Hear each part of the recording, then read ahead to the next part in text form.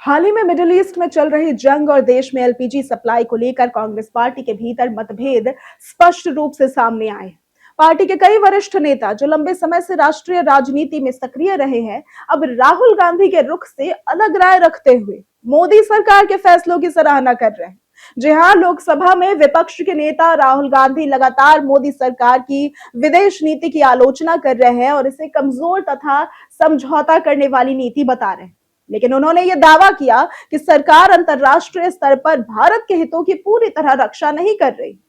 तो वहीं कांग्रेस के ही वरिष्ठ नेता शशि थरूर ने इस मामले में सरकार के रुख को जिम्मेदार और संतुलित कूटनीति बता दिया।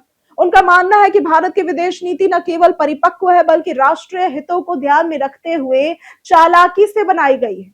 शशि थरूर की ये टिप्पणी कांग्रेस के अंदर चल रहे मतभेदों को और गहराती नजर आ रही है। अब इसी कड़ी में मनीष तिवारी ने भी एक टीवी इंटरव्यू में कहा कि सरकार इस मामले में सही काम कर रही है और देश की कूटनीति ने अंतरराष्ट्रीय स्तर पर भारत की छवि को मजबूत कर दिया है। अब अन्य वरिष्ठ नेता आनंद शर्मा और कमलनाथ ने भी सरकार के रुख की प्रशंसा की है। आनंद शर्मा ने भारतीय कूटनीति को परिपक्व और संतुलित बताया और देश में राष्ट्रीय एकता बनाए रखने की अपील की। उनके अनुसार राजनीतिक हितों से ऊपर उठकर राष्ट्रीय हित को प्राथमिकता देना ज्यादा जरूरी है।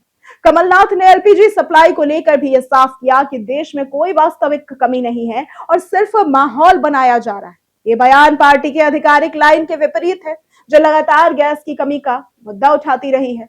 कांग्रेस के भीतर इन मतभेदों को लेकर बीजेपी ने भी हमला तेज कर दिया है। केंद्रीय मंत्री ज्योतिरादित्य सिंधिया ने कहा कि अब कांग्रेस के अपने नेता ही मान रहे हैं कि पेट्रोल, डीजल और गैस की कोई कमी नहीं है, इसलिए पार्टी को लोगों में डर फैलाना बंद करना चाहिए। ये टिप्पणी कांग्रेस पर आंतरिक असहमति और भ्रम फैलाने का आरोप लगाती है। विश्लेषकों का ऐसा मानना है कि कांग्रेस में वरिष्ठ नेताओं और युवा नेताओं के बीच ये मतभेद पहले भी कई बार देखने को मिला है। उदाहरण के तौर पर देख लीजिए, ऑपरेशन सिंदूर के दौरान भी शशि थरूर और मनीष तिवारी ने पार्टी लाइन से हटकर सरकार और सेना के कदमों का समर्थन किया था।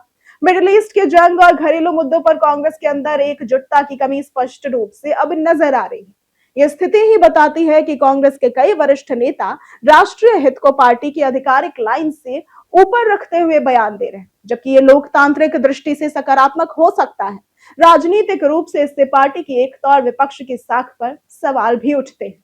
भविष्य में यह देखना दिलचस्प होगा कि कांग्रेस इन मतभेदों को कैसे सुलझाती है और क्या पार्टी एक मजबूत समन्वित विपक्ष के रूप में जनता के सामने आ पाती है या नहीं।